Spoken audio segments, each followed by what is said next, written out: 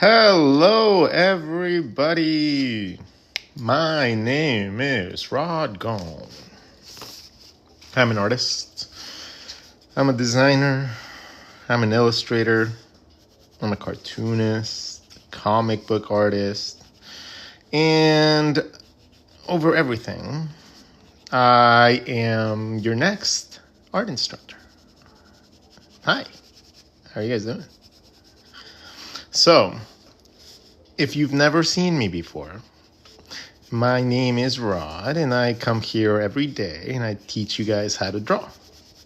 I teach you guys how to learn the harder things to learn of drawing.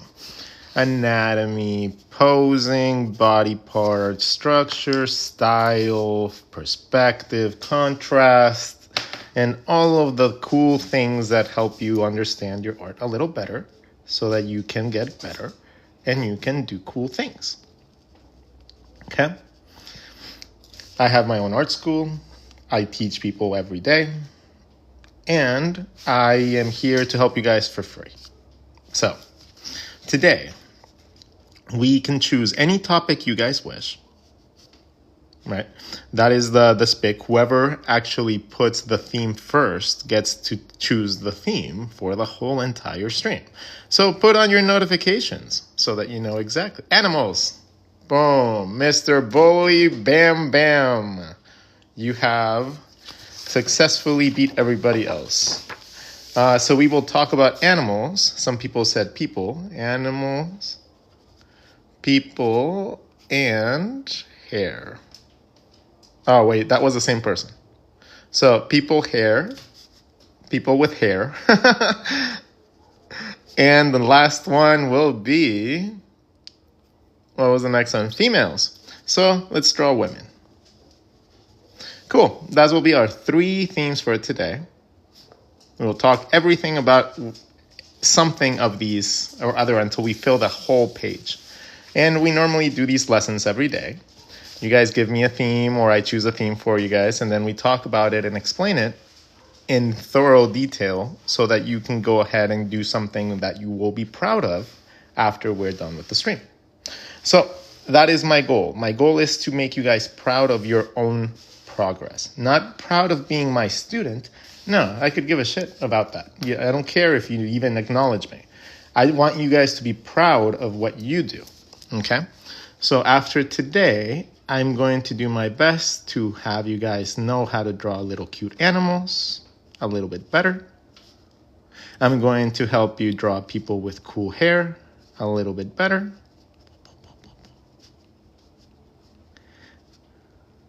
And we will learn how to draw I'm going to show you guys how I draw my iconic little pinups and what little mapping points you need to keep in mind in order to be able to make them a little bit easier on you.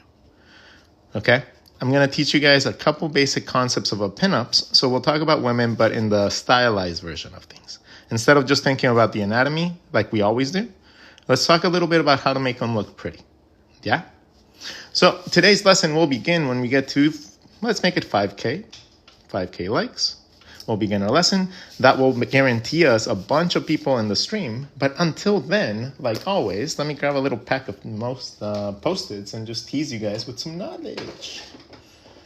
Little Post-its, where are you? Where are my Post-its? I have some really cool Post-its here that you can do some exercises on. So if you're always wondering what to do when you don't have anything to draw, when you have nothing to draw, when you're like literally art blocked and you have absolutely no fucking clue what to do, what you do is you spend time drawing circles and lines. Why? It's not just an ADHD thing. It's not just an autism thing. It's not just something that you do because you don't just are bored and you're fidgeting. No. As an artist, you need to have perfect control over your line work. You need to be able to draw over the same line a million times if needed, get off the pen, and then immediately go back to being able to draw that same line. That is going to be a caliber of your inking. Being able to go over the same line in any direction over and over and over. And I'm going over it. I'm not just ghosting it. I'm literally tracing into a line, and I can build on that line because I can trace that line over and over. So now that is a trait that I developed from learning with pen. Just learning how to draw with pen teaches you that. Different pen pressures allow you different consistencies in line work. Right? So if you didn't think that you could sketch with pen, that's kind of funny because you can sketch really lightly, right? Make mistakes. And then when you start adding the darker lines, all that detail disappears. It just becomes texture. So as you go about drawing more detail and more contrast, those initial sketch lines disappear. And you're left over with a very awesome way to be able to draw with something that you probably thought you'd never be able to do, right? That's what these exercises do for you. Consistency in your shapes, like circles, keep you from drawing two eyes different sizes, right? Having consistently shaped things allow you the ability to draw things well and orderly for your characters. It keeps you from guessing, right? Consistency keeps you from guessing what the next thing is. And since you need to be consistent anyways, that is how you practice it. Like you have to drill this thing. This has to be like an innate thing. You have to not even think about it, right? Like your line work is something that you can fix significantly within a very small amount of time. You don't have to spend years practicing this. If you just sit down with a little notebook, it doesn't have to be an expensive notebook. It doesn't have to even be anything really like a sketchbook. Just a lined book or a little squared book that you get like at any Walmart for like $1 when it's like back to school specials, right? Or anything. Any of those will do. Just sit there and practice your line work so that when time comes where you have to draw a certain thing really quickly, you're going to be able to do it without ever really having to think about it.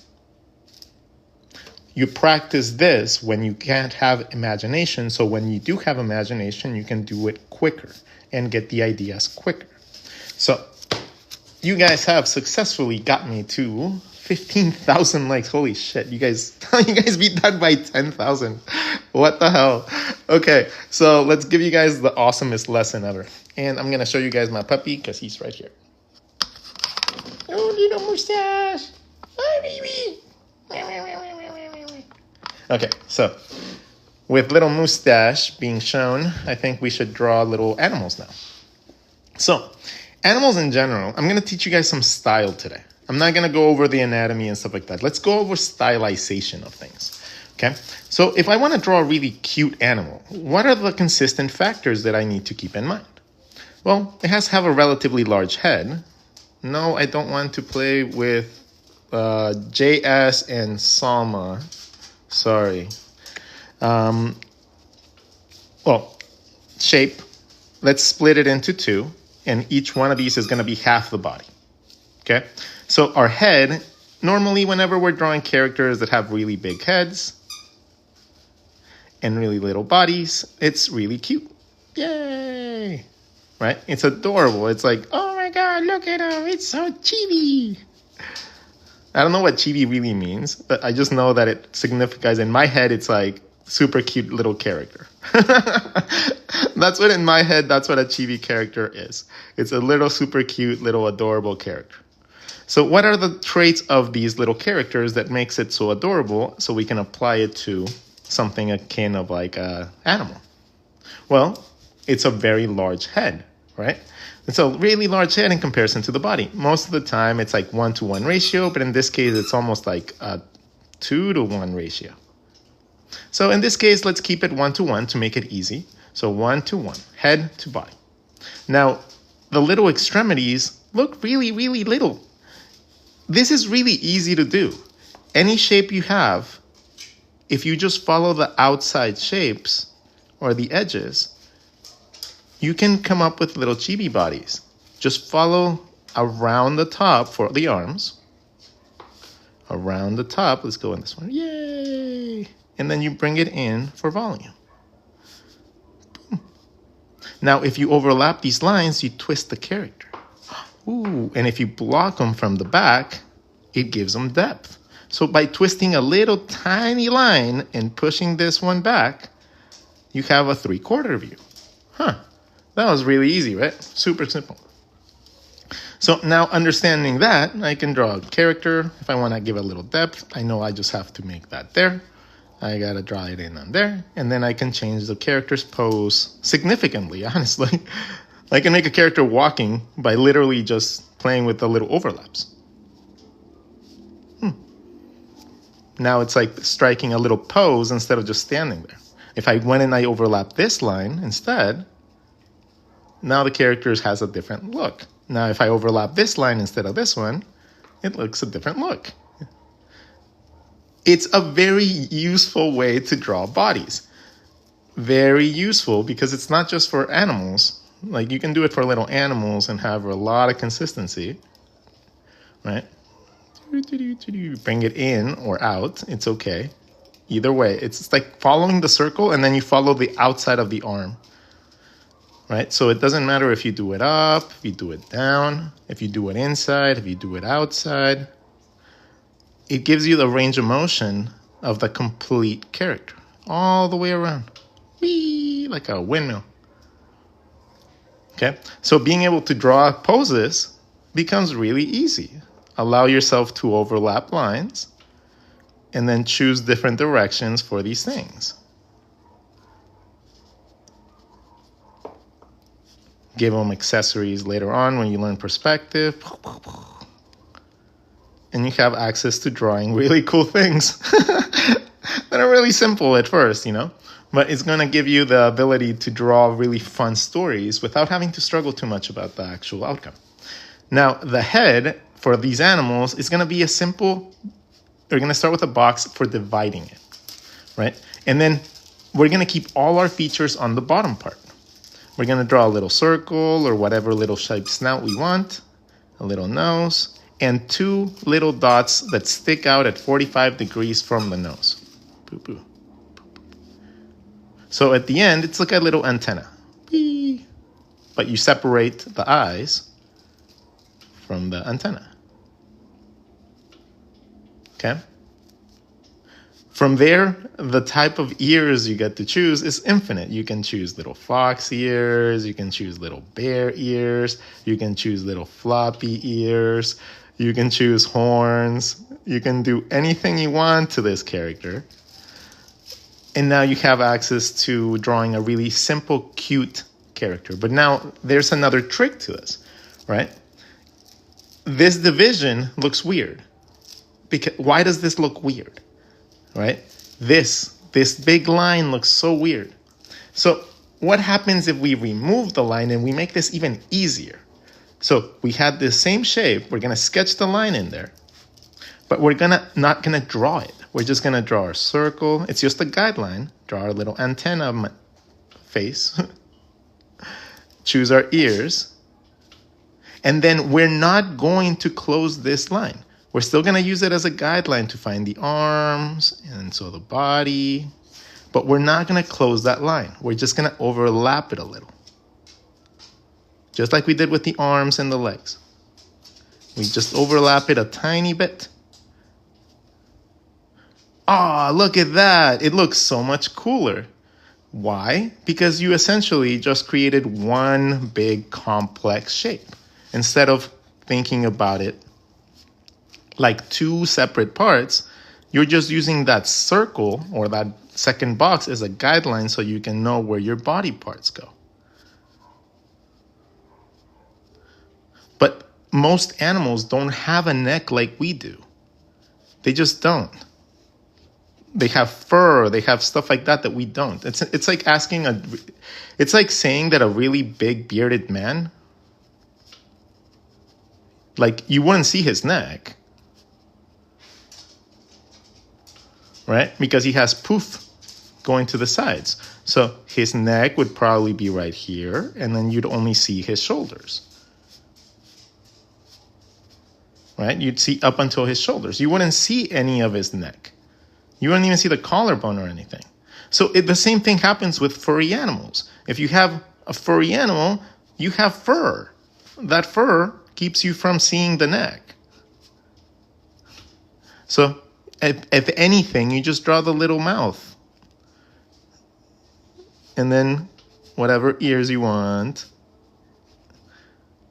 And you have yourself access to drawing little animals of any shape and size from simple shapes like a box or a circle. Hey, your mom's favorite child. You have been a consistent factor here. I was going to ask you, would you like to be a mod? I know that this is going to be done like in a couple days, but if you want to be a mod in any of the other streaming services that we do, like there's a couple people that I allow that. I see like their good nature, and I see that people that show up often. So I offer that to people so that they can either help, suggest things, keep control of the chat, and stuff like that. So let me know if you want that. That power literally just gives you that access.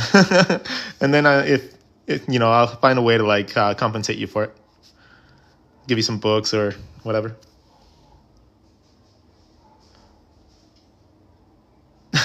No worries, no worries. Very few people get that chance, but I do appreciate the honesty there. Anyways, let's move on to the next aspect of drawing animals. The animal aspect of drawing the face, like different snouts, right? Like this is only teaching us how to draw one type of animal, Rod. You taught us how to draw a little bunny rabbit / like little furry mammal.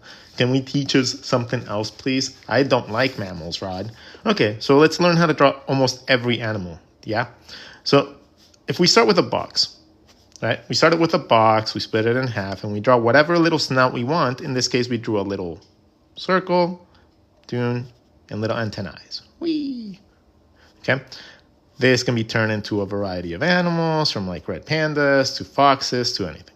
Now, if I wanted a different type of snout, all I have to do is change that little shape from a circle to something else.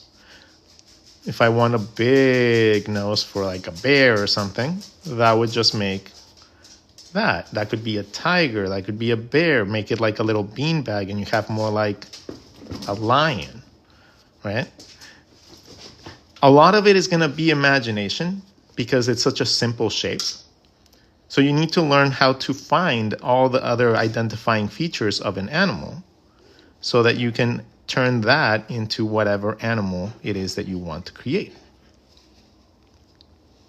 Okay? Be it a tiger, a lion, or whatever, that could just all be done from the same little snout. Right? Remember, we're simplifying these things. If you wanted something like a mouse, you would just draw a really big ear. Imagination. Imagination, imagination. So now let's do this in 3/4 so that you guys don't think that this is just a gimmicky thing. When you draw a box in 3/4, you just shift that midline to the side. So instead of being in the middle, you make it here. Boom. Split in half. Draw the same circle. Draw the same nose. Shift the same eyes. Whatever you shifted from here to the middle, right? However much this shifts from the middle is how much your ear shifts from the middle. Whatever distance you want from the middle here is what you draw for that, because there's no displacement of matter. You don't magically get bigger or smaller. Right? So if your midline was there before, now your midline's here. And then your ear line is there, so now you just draw your ears based on that. You round it out, of course, if you want the character to be a little round. And then you have access to drawing the characters in 3/4. So a lot of the times, like, learning how to draw the character in a different position is just about acknowledging how much you moved something from one side to the other so that you can compensate for the side of the face being that much further in. And that works with heads for humans, animals, and anything. Anything that has a head has that thing happen to it. It's a very fun thing to learn. It's math. It's just math. Same thing happens with turning the face, right? If you want to go from here to go up here, you shift everything up. And whatever doesn't pop up, doesn't pop up.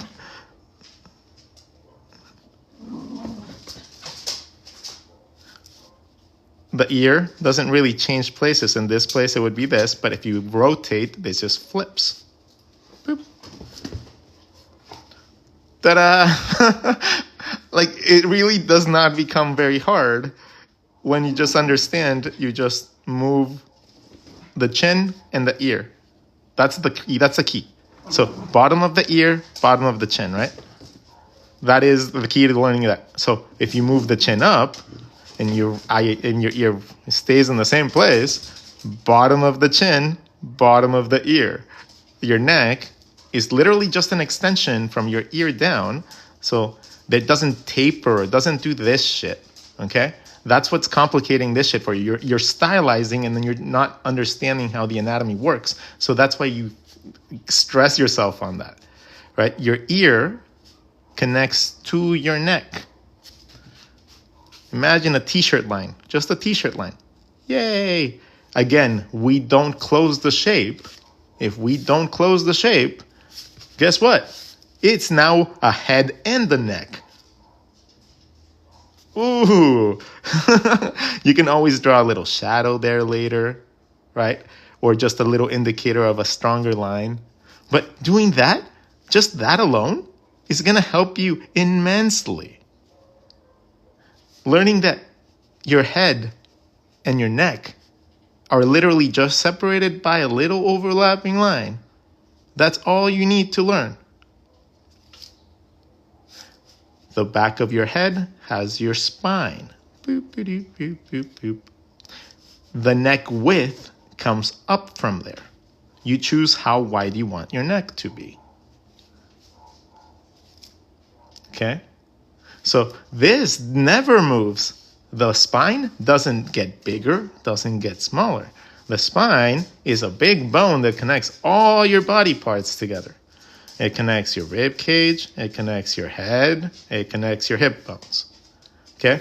If you learn that this is the best measuring part for your body, this is where you should start, because this gives you everything. All the volume is forward from there.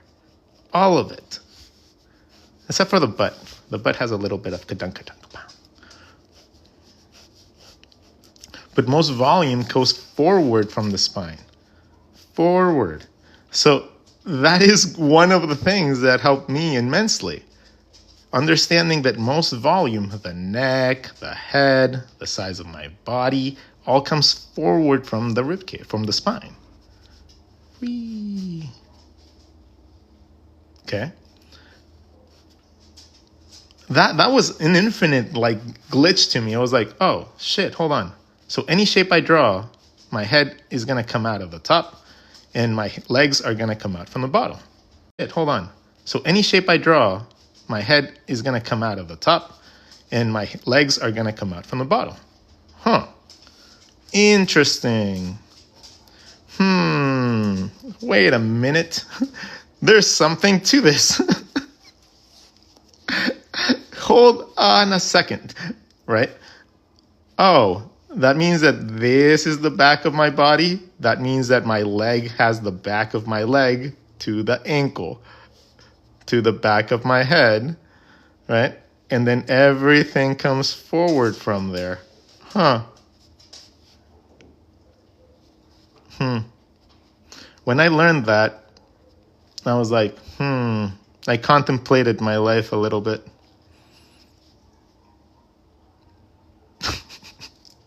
It was a lot easier. Since TikTok is getting banned, are you going to go live on Insta or YouTube? I'm going to go on YouTube. So we're going to go on YouTube mostly because they pay better than Instagram.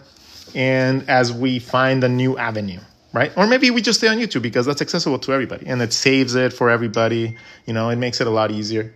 So that might be just the case. We just stay on YouTube because that's accessible to everybody. And it saves it for everybody. You know, it makes it a lot easier. So that might be just the case. We might just stay on YouTube and try to build that up. Why not? We're almost at 100,000 there, anyways. We're almost at my first YouTube plaque. If you guys help me get there, I'll be a YouTuber by the time the TikTok closes. I'm only at 91,000.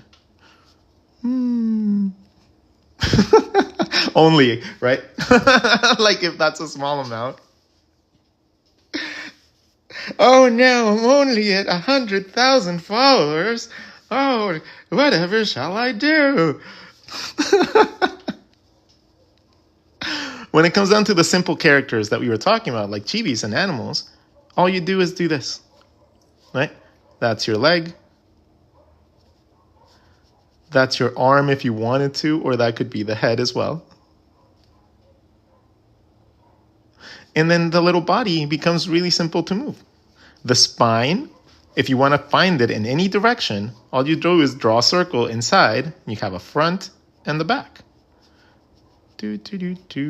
Once you know that, you're going to know where your head goes.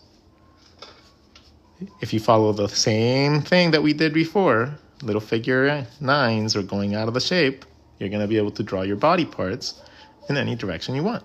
And then once you do that, it's just about practice, and you're going to be able to do any pose you want.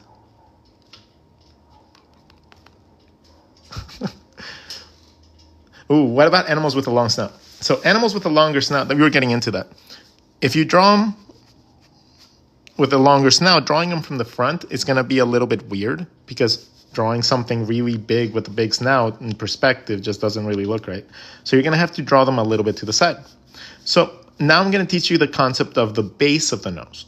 So the base of the nose right here, instead of drawing just a little shape like this, if you're going to draw it longer, you need to set a base for your nose. And I like to draw a triangle most of the time. The triangle, I do it because my triangle is essentially how I draw the noses for humans. I separate my features, and then I draw a triangle so that I have access to a mouth, and I have access to my cheekbones, and I have access to my eyebrows really quickly from that. Okay, so I'm going to use this, but I'm only going to cut it off here. I'm not going to think about the structure of the chin. From there, I'm going to set whatever length my snout is going to be, and I connect it back to that triangle. The base of the triangle is the bottom of the face, so I just have to dictate the front of this, and I have myself the bottom. The triangle also gives me access to knowing where the edges of my mouth would be in case I need to open his mouth. So, that triangle is a really good guideline. The triangle, if I want to draw something like a monster or something that has a really big mouth, I can use that to identify that really, really quickly. Things don't even have to be real in order for me to be able to do that. Right? That little triangle gave me access to knowing the endpoints of my mouth, so I can draw any shape I want from there. It's really cool. And then when you get better at understanding anatomy, then you can start going into more detailed stuff and be able to give your characters really, really epic looks and stuff like that, right? When you start learning a little bit more about the structure of things, then you can have fun with inventing things and coming up with stuff. But the same concept applies. It just started from a box, be it a dragon, be it a human, be it a little like dingo or whatever. And you can do the same thing with the eyes. Just set the triangle, draw a little bit of a dot, connect it back, and you have yourself snouts with a little bit of depth. So instead of just being a simple little tiny chibi character you can use like for whatever, you can now start understanding how to connect the longer snouts. And being able to draw different characters now. Yeah? Oh, you love the chorus? Oh, thank you. I love hearing about it. I have a very good, big ego. And everybody knows that if you tell me I'm cool, I'm like, I'll make you guys' world better. Here you go, baby. Good here, bud? Okay.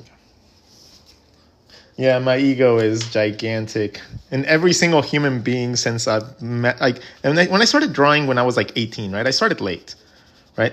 And I started late and I had like an arrogance about me that was not justified. It was not justified at all. Like, I was just like, I don't know how I'm going to make it, but I'm going to make it.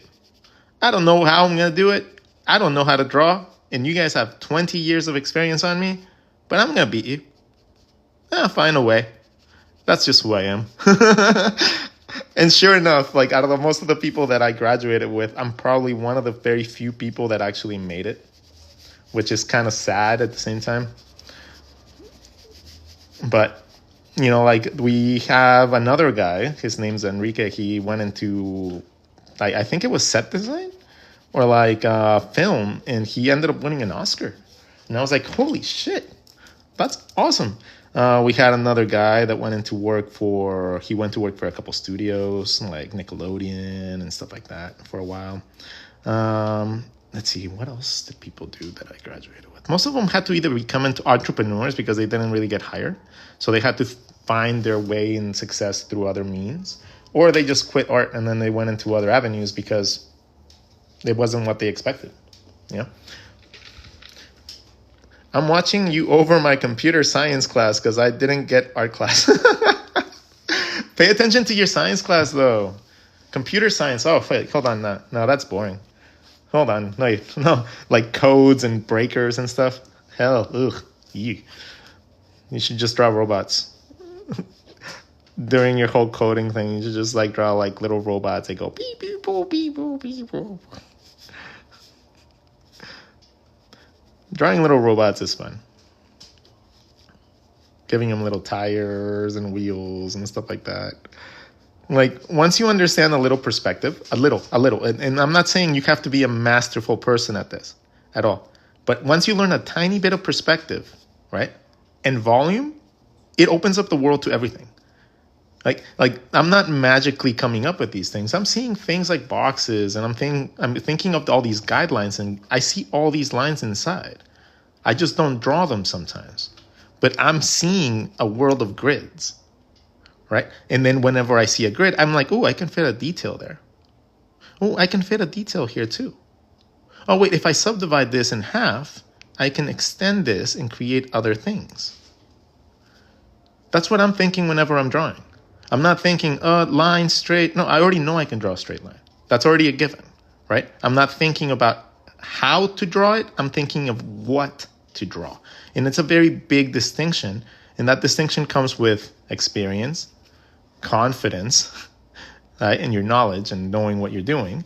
And then at the same time, just understanding that you're fucking awesome.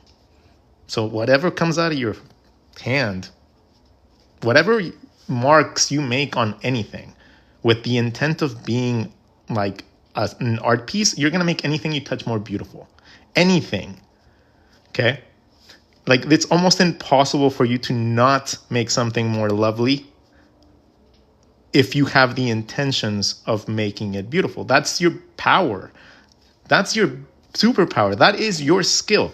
Whoever's doing this and you're drawing along with me, that's your superpower. If you want to make someone's life so much happier, bring a pack of Post-its to a bar or a coffee shop, right? And then every time you see someone go get their coffee, draw them real quick. Okay? Give them a tiny glimpse of your power. Right? Draw a simple drawing. This is a lot harder than people think, but it gets easier once you lose that shyness. Draw them getting whatever, like anything. Boom, give it to them.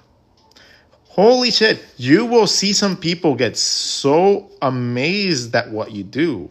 They'll be like, what is this? Oh my God. Like, they'll be so amazed by the thing that you find to be just practice.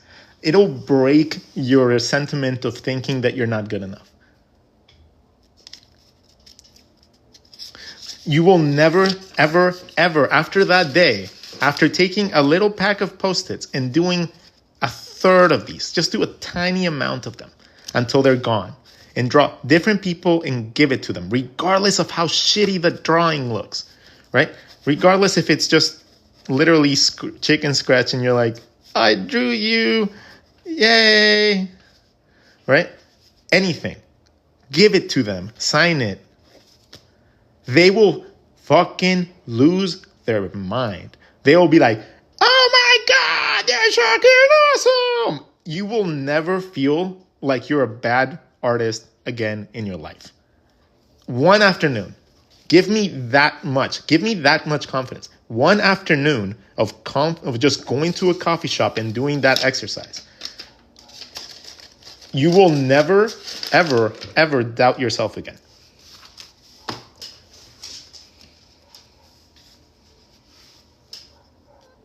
Nope. Nope. They will never think that. No one will ever tell you, oh my God, that's not good enough. That's shit. In 20 years of drawing caricatures and teaching people how to do this, right? I have never once experienced a situation where the person was like, oh my fucking God, that's fucking good. Never. And I have been mean to people. Like, you have no idea. Like, okay, so I am an asshole when it comes down to drawing caricatures, because when I was doing them, I did them for 20 years. So I drew every single type of human that you could possibly imagine. So whenever you're drawing and you're drawing someone and they tell you not to draw something, like, don't draw my big forehead. Sorry, what did you say? I couldn't hear you over your forehead.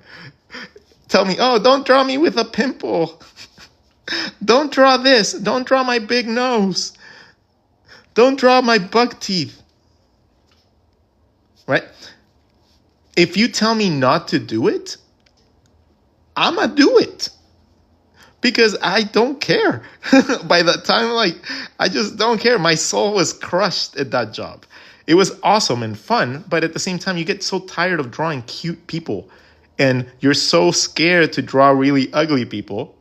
So a lot of the times you're like, you start feeling stressed. You start feeling like you're selling out, right?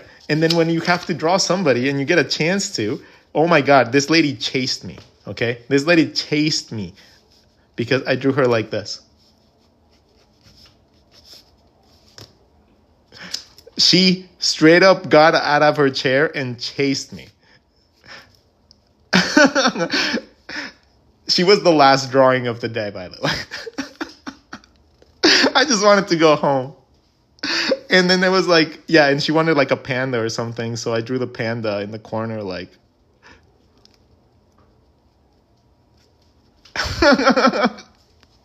It was terrible. It was absolutely terrible.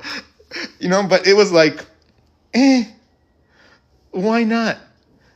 I'm bored out of my fucking mind and you're giving me nothing. You give me nothing to work with, people. Damn it. So, all right, let's move on to teaching. What were we talking about? We were teaching animals. We taught about animals. We taught about snouts. We taught about fur. We taught about ears. We taught about proportions. We taught about stylization. We taught about 3/4. And we taught about the movement of simple chibi bodies so you guys can pose them and do whatever the hell you want with them. Awesome. That's one. Next one, people with hair. Let's do people with hair. We already drew a person here. Oh, animals with 4 legs. Oh, we didn't really talk about that. Oh, it's this. An animal with 4 legs is just that, but sideways. That's it.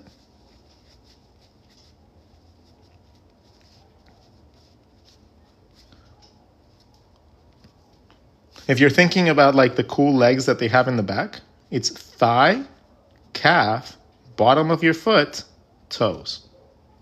Calf, thigh, calf, bottom of the foot, toes.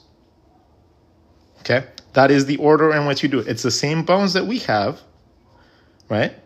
The same things that we have, but it's just placed differently. This part is this part. So if you want to draw it simple like this, all you do is you do a little bend. That's it. You can just do it as simple as that. And then you add your toesies if you want to. Okay?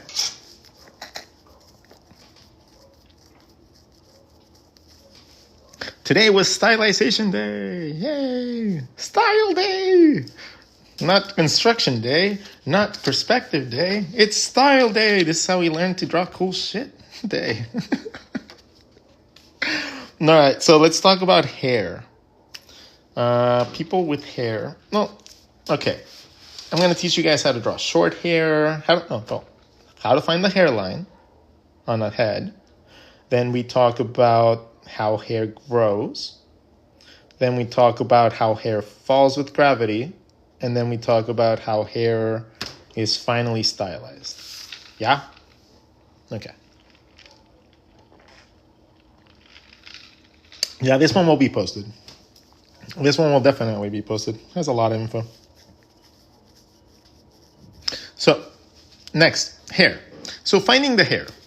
The hairline is going to be one of the more complicated things for people to learn to draw, especially from the front or from a profile point of view. Most of the time because they just don't understand volume, and it's very easy to learn it. So I'm going to teach you guys how, but I'm going to teach you guys the positioning of the things first. From the front view, we're going to divide something into 2. From a profile, we're going to divide it into 3. Profile, front view. Okay. From the front, we're going to divide this into 3 going down and 3 going down this way. 1, 2, 3. 1, 2, 1, 2, 3. All right. The first thing, this part right here, the middle line, is going to be where your nose, your eyebrows, your eyes, your cheekbones, your temples go. Cool? I call that the feature zone. This 1 is this 1. Actually, hold on. We're looking at it the other way around. Hold on. We're going to make this easier. So when you're looking at this profile, you're looking at 2, 3, 4. We're just going to keep it like that. Make it nice and simple so you understand which one is which. So this one right here, number 2, is going to be number 2 right here. So whatever you draw here, you draw here. Okay? The nose, if it's half of it in this one, half of the nose is in that one. Cool. The ear is going to fall on the side of the head. We don't see the side of the head in this one. This is the side of our head. So that is where we determine the side of the head is. Simple math. And then the ear falls within that second quadrant. Your mouth is going to fall right here, right here. Your chin is going to be right here, connected to your jaw. And then your hairline is going to fall within this third one. Your hairline is going to be splitting this third section in half. This doesn't just go in a straight line, though. This goes around your head. Okay, around it. So you have a front and you have a back. When you're looking at a complete profile, you don't really see that circle, but if you draw a circle, it becomes a lot easier. Make it really skinny. Then you connect the hairline to the ear.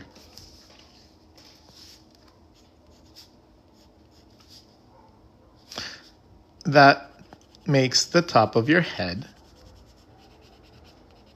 and the part where your hair is going to go. The back of the head is just a little directional line from your hair, from your ear. Boom, and you have the back. Halfway, I draw my circle that goes around, and I can color that in, connect it to my ears. So now, how does that look when we're actually drawing characters? Well, if we're drawing a character, I'm going to find my eyebrow. My eyebrow is going to be the second line right here. So that becomes the second line. My eyebrow. In between my eyebrow and the top of my head, I split that in half and I have my hairline. Yay.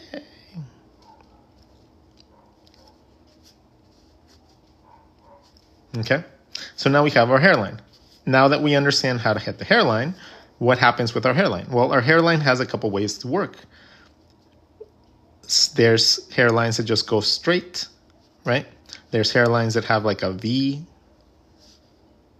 And as you get that V gets higher, you end up with people that are semi-balding. If you bring that V backwards, it goes behind the character, so you only end up seeing little patches of hair. It goes behind them. It goes around the shape, right? That's what complicates it. And eventually, that hairline gets so receded that you only see a little bit of the hair around the ears, because it gets pushed back so much. So that is what the hairline tends to do. The hairline can recede and grow. So now that we understand a little bit of what the hairline does, let's talk about it in profile. Boom, boom, 1, 2, 3. Divide this one in half, draw a circle, and connect it back to our ear. We have our hairline. Now from there, if this recedes, it goes up, and then goes up, and then it goes up, and eventually it gets to the point where it recedes to the back of your head. Okay? Your hair keeps receding, getting until you go back to a normal hairline.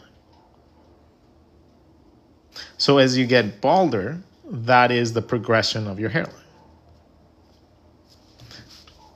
Now, let's see. Now, hair with ponytails and pigtails and stuff like that. Anything that is creating tension in your hair is going to pull all the lines of your hair towards that one part. So at the base, it's going to be all spread out evenly. And then it's going to all come towards this one spot, because that's where the hair is getting pulled from. All the lines go back to the origin of tension. You're going to have loose hairs here and there, right? Allowing yourself to not draw perfect hair is going to be something really useful. Then let's talk about how hair grows. Hair tends to have a certain growth pattern. Okay? Hair grows up and then falls down. But when it's short, it's kind of like grass. It's just short. Little zigzags. If it's shorter than that, it's just dots. Okay? Or just a slight change in coloration. When you combine these, you get things like fades. Okay, so understanding how to combine these things, it's really cool. If you want to create a character that just has a buzz cut, I would just draw a line and then maybe change the color a little bit. That's all I would do. I wouldn't do much more than that if I wanted to create a character with that type of hairstyle. Okay, maybe I don't even do that. I just draw dots. Depending on what I need, right? Things like longer hair are going to require you to understand that hair grows up and falls down as it grows up. As it gets longer, it grows up and falls down more. It always grows from the hairline and then falls down. Since hair is individual and they're really skinny, we gather a bunch of them up and then we do the same thing. Grows up, falls down. Grows up, falls down. Is going to happen a lot, so we just tend to gather all of them up. But remember that it's all individual strands, so you can gather up groups of little tiny bunches of them and then just layer them. And that's what creates the illusion of hair that's real. Because hair does that. It doesn't just go in one single big shape, right? It's gatherings of hair that group together, especially when you like comb it or you stylize it, and that's how you end up getting hairstyles. Anybody want some? I love popcorn, especially movie popcorn. Like movie theater popcorn, if I ever find a girl that can cook movie theater popcorn and likes to draw, shit, we're never leaving the house. We're never leaving the house. We're just going to order everything in and we're just going to draw and create and take over the world. while we watch Arcane and Disney movies.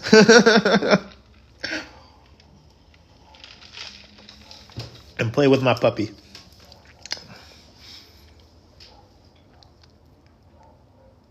Yeah, I know you can get it DoorDash, but it's not the same. Anyways, let's talk about the hair as well. Like the hair, the way that hair falls is going to be very interesting for a lot of you. If you draw that circle that we talked about first, right? Now just draw a bigger circle on the bottom. If you connect it like a cylinder, and you remember that hair grows up and falls down, you're going to have access to drawing the hair that goes around your body. Because hair just goes around the shapes of your body. That's all it does. It wraps around you like a cone. Right? Any hair that falls up in front of it is just a variation of that. These get broken up in spaces. It gets twisted, turned, whatever. Maybe you draw it curly. But it's the same concept for every single type of long hair. You draw the hairline, you figure out the flow of your hair, and then you lift it and you fall.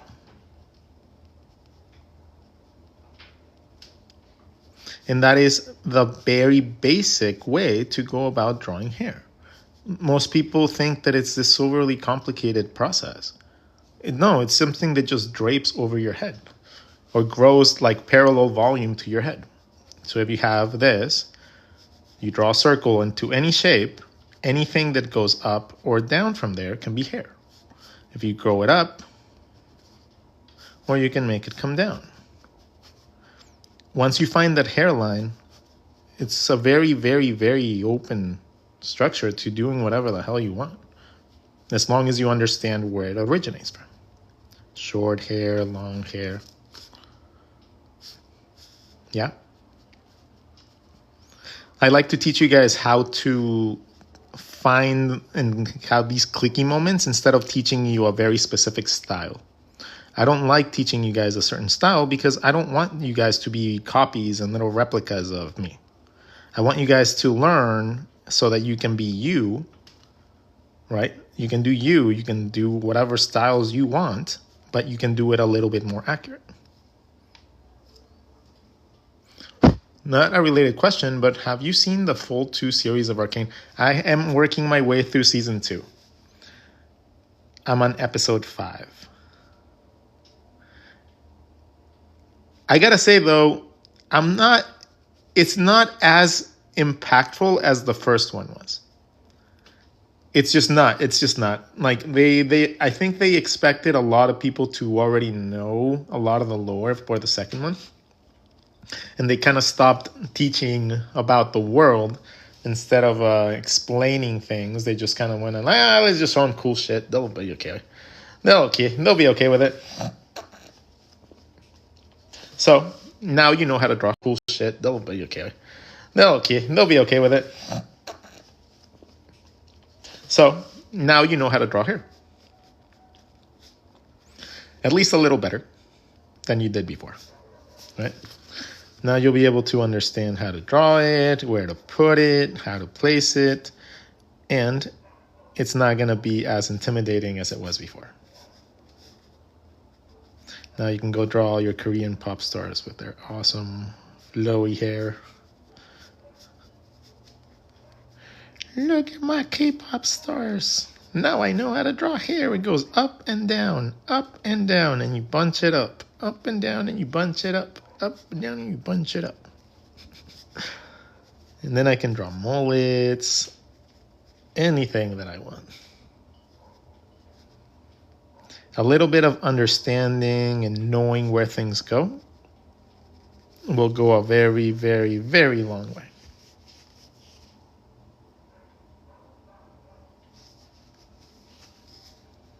Regardless of whatever you want to draw with your stuff. Could we see this in a pinup character? Yeah. Absolutely. I'm getting messages. Where am I getting messages from? I'm just getting spam. So a pinup face, the way that I like to draw pinup faces is really, really easy. I split a shape in four, right? A circle in four. I choose one of those to be my uneven pizza slice, and I draw that. And then I find my hairline by drawing a circle around them. Connected back to my ear. Now I have the front, I have the back space for my head, I have the front space for my head. From there, I can choose any type of hair that I want because I already found my hairline. So let's make Vicky. I like my little Vicky character. Vicky has two little pigtail, like little buns, and she has a couple bangs coming from the front. Okay, up, down, and back for volume. Up, down, back for volume. I can draw the back right here any way I want, but the neck is going to come out at an angle. Boom, boom, boom. So that's where my neck would come. The ear or the hair would be roughly at 45 degrees from there. So that's the end of my hair. All the hair is going to be tensioned back to the origin point of my tension point, which is my little guys right here. I'm going to draw myself a little face and change the color of the outside to create contrast so that it looks like it's skin tone. Done. And that is how it would look like if you applied it to a really quick pinup. I draw people in school, but it looks bad. I don't know, I can't see your work. I'm sorry, but can you show one more time how to draw long hair from the front? Yeah. From the front, long hair would essentially be this. If you have your head, yay! Draw your eyebrow, your hairline going around your head, and your hair is going to fall down in a conical way or whatever type of shape way you want from there. So you grow up, it falls down. Grow up, falls down. Choose the end point of it, and that essentially is going to wrap around your head.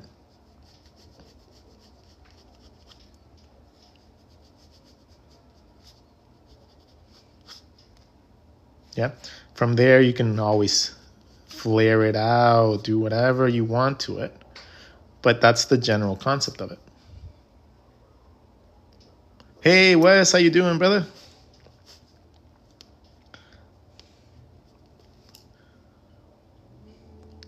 Do you know what pen you use? No, I don't know what pen I use. I don't know how to read.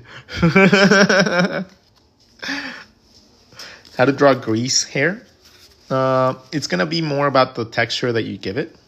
So if you want to draw like a greaser type of hairstyle, like let's draw some like cool hairstyle like that. Let's draw like some punky looking dude like, "You looking to mess with the Jennifer gang?" And then hair, again, remember, hair grows up, and then when it's stylized, it's getting pulled in a certain direction, right? It's going to get pulled. So individual hairs are going to go in this direction. This direction, they're going to curl around. And then this part is in this direction, right? So that's going to be needed to understand if you want to give texture like wetness and stuff like that, because those lines are essentially going to give the indication of where the light source is going to be hitting. So if the light source is hitting there, that is going to light up in specific areas. Okay? Learning how to control that is what's going to give you the texture of wetness and stuff like that. You want to know an easier way to learn, I understand that? We have a horizon. We have a sun setting into the horizon. This sun is leaving a trail of light, right? If we draw something like water that's not even, and we just draw little zigzags coming away from there in a conical way, you can give the illusion of something like water hitting an object, a beach or anything like that. Okay? Light causes things to look lighter. Okay? If you learn that, it's the same concept with hair. hair gets lit up wherever the light source hits. If the light source is there, that's what happens to the hair. The light hits it, and it's not even. It's not an even coating, right? It's more like a little zigzag because each individual hair is getting its own little highlight, but they're offset a little bit. So that's what's happening. Each individual hair is getting that, but you're not drawing an individual highlight for each one of them. You're just generalizing them. A braid. A braid is going to be tension points coming from the head, right? Boop, boop, boop, boop, boop. But then they overlap into each other.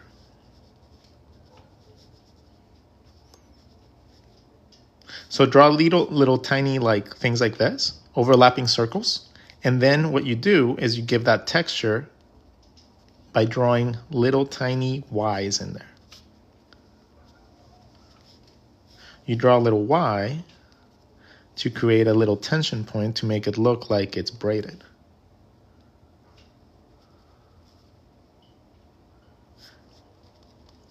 And that's the easiest way that I know at least to draw something like braids. When you're simplifying it, that's the easiest way to do it. It's like boop, boop, boop, boop, boop, boop. Y.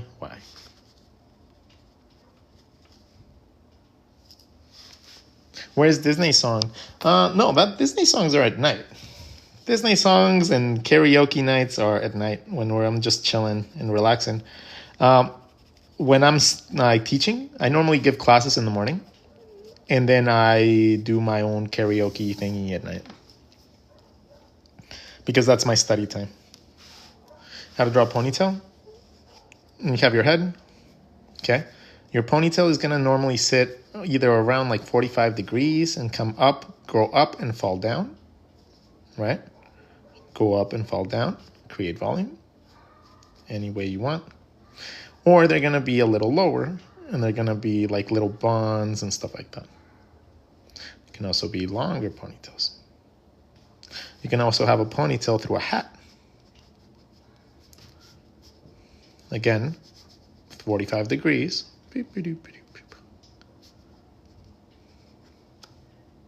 Okay. All the tension points would go towards that ponytail. What songs do you enjoy listening to when you draw? Personally, I love video game music. I like oldies like Frank Sinatra and Michael Bublé.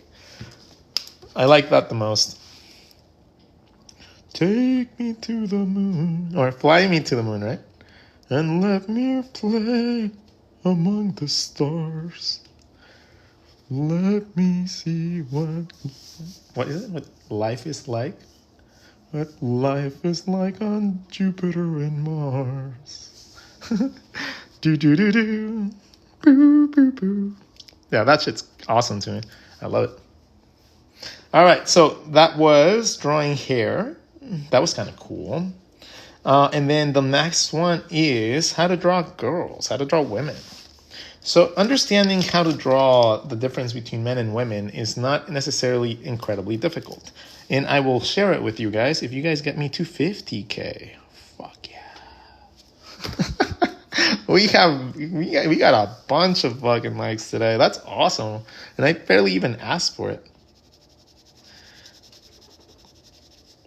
I am gonna miss you guys. So don't forget to join me back on YouTube so that you can keep learning from me.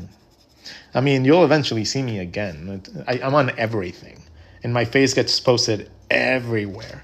I am a marketing genius. But to make it easier, don't forget to follow me on the other social medias. Yeah. A box can teach you how to draw most things. It's a super simple concept, and so many people just sleep on it because most people don't know it. A box. Miss you. Man, it's not goodbye. See you tomorrow. Yeah. I mean, like I said, my followers, I know there's like 400,000 of you here that sometimes come in and follow and like along and stuff like that. There's probably maybe like 100,000 of you that actually do come check out my shit, if anything. So the ones that do want to learn are going to come to me. You will come to me, my friends. I have the charm of a cultist, for God's sakes. Come to me. I will give you the world, or teach you how to draw them at least. Can't give you the world. I can teach you how to draw some. My cult does not require anything except a sketchbook and a pen. If you draw, they will come. Exactly. Teach them and they will come. And don't be naughty. Don't be nasty. Don't think that stuff. Jesus Christ, you guys are horrible. I'm about to check you out on YouTube right now. I summon thee, my Peep Army. I was going to make shirts for us. I was going to make like a little peep and then give them like a military helmet. And then give them like a pencil bazooka or something.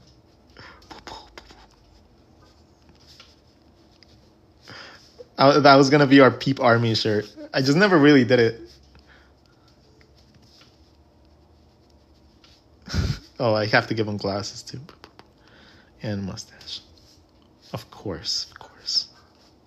Or maybe the mustache will be on the glasses. Ooh. To represent me as your tool.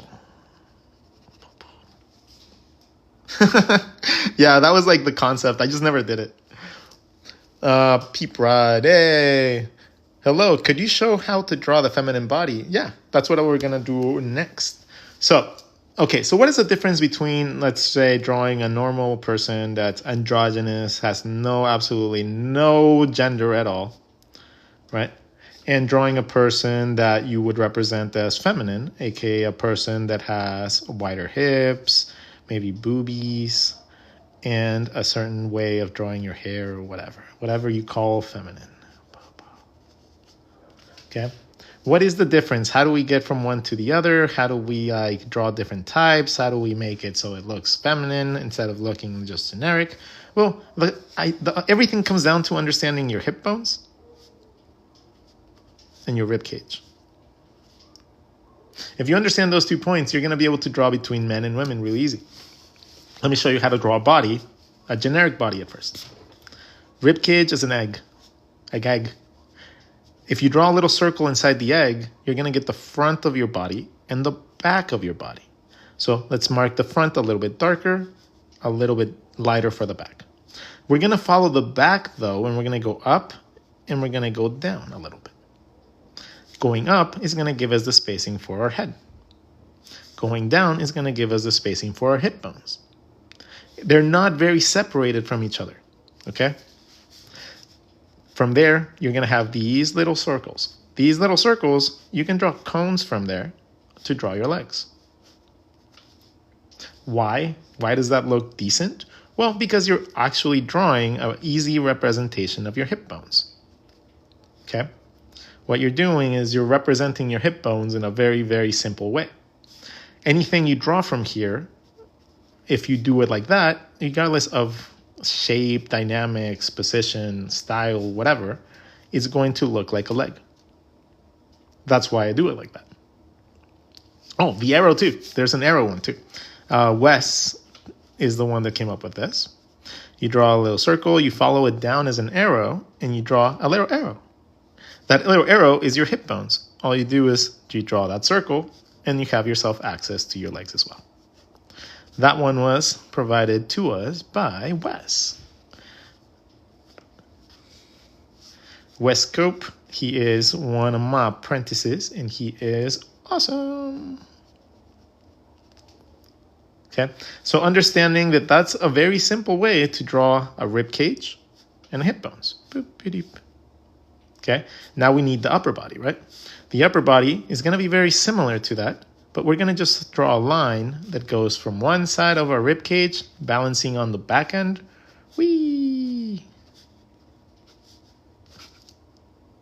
right? We balance our arms like they're right in the back, and we bring it in for volume. Ta-da!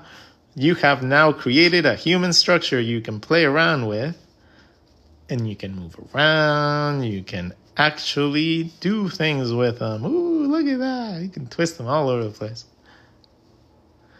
Right? So the arm technically goes around your body, and it can go in any direction you want.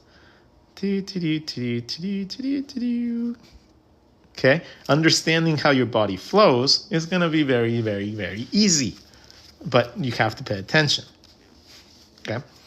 Rib cage for a dude, a normal generic person would be the same as your hip bones. Same size, roughly. Maybe a little bit smaller. But generally about the same size, you get a generic guy. Boom, boom, boom, boom, boom, boom. Okay? If you make the hip bones bigger, same rib cage, hip bones bigger, when you start connecting everything, it gives you a natural curvature, right? That's going to give you more of a woman's body. If you draw the upper body bigger, but the hip bone smaller, you get a more superhero-y body, bodybuilder, dude, whatever, you know? Any of these could be a guy. Any of these could be a girl. It's just a generic approach to it. And then your rib cage going into your hip bones provides all those little nuances that you guys like.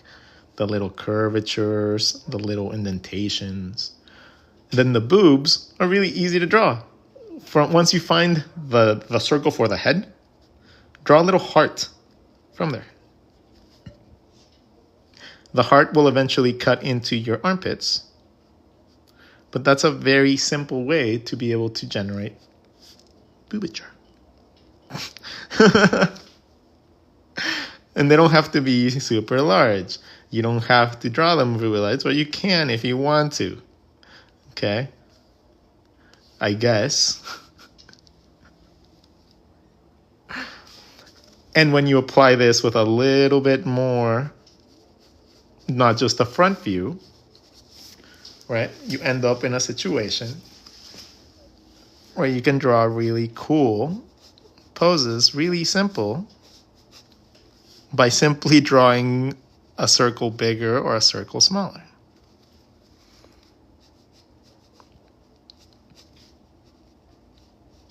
Heart.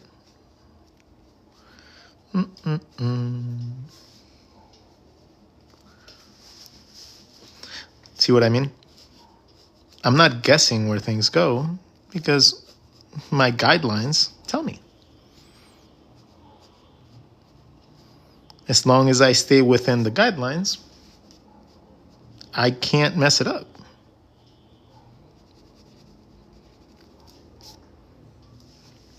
So that's how you do it. And also the hairstyles that you choose and everything else is going to be a factor in it. You know, it's going to be and also the hairstyles that you choose and everything else is going to be a factor in it. You know, it's going to be and also the hairstyles that you choose and everything else is going to be a factor in it. You know, it's going to be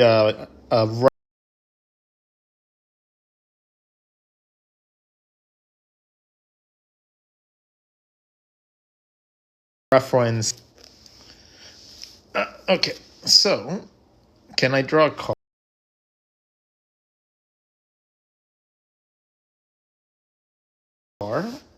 Actually, yes. We're going to draw one more thing and then I'm going to head out, okay? Because I do need to take that call.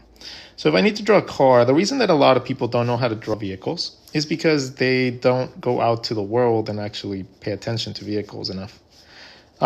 If you didn't know how to draw cars or people, what would you do? Would you go out and look at people, or would you just sit there moping that you don't know how to draw people?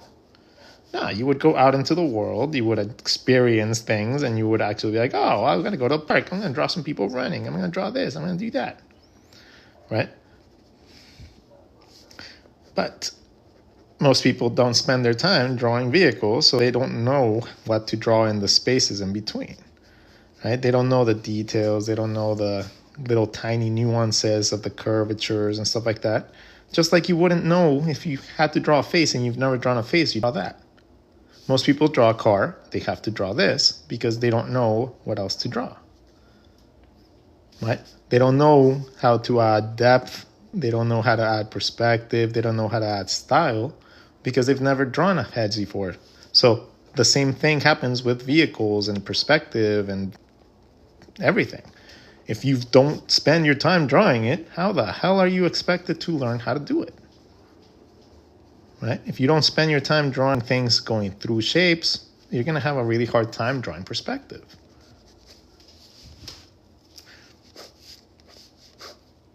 And when you don't know how to draw perspective, it's going to be really tough for you to draw things like vehicles.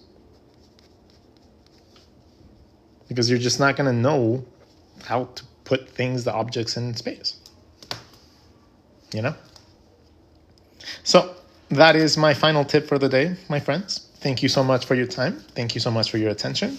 Thank you to the 50,000 people, 55.5 thousand people. Oh, the wheels perspective is difficult for me. Then you got to spend your time drawing cylinders, buddy. That's all you need to learn. Cylinders. You need to draw cylinders in space. If you don't spend your time drawing cylinders, then you can't complain about not knowing how to draw wheels. Yeah? Take it easy. You guys are awesome. Love you all. See you guys later on today, probably for another lesson. And if I do not get to see you again, because this thing might go away, if I don't see you again, have a lovely life. Thank you for everything. Thank you for your time, your attention. I hope you guys have a fantastic career. And if you remember me when you're older and you have your own park, remember that I want churros. I want an unlimited pass to all the rides, and I want churros. That's all I want. All right? Later, getters. Talk to you soon.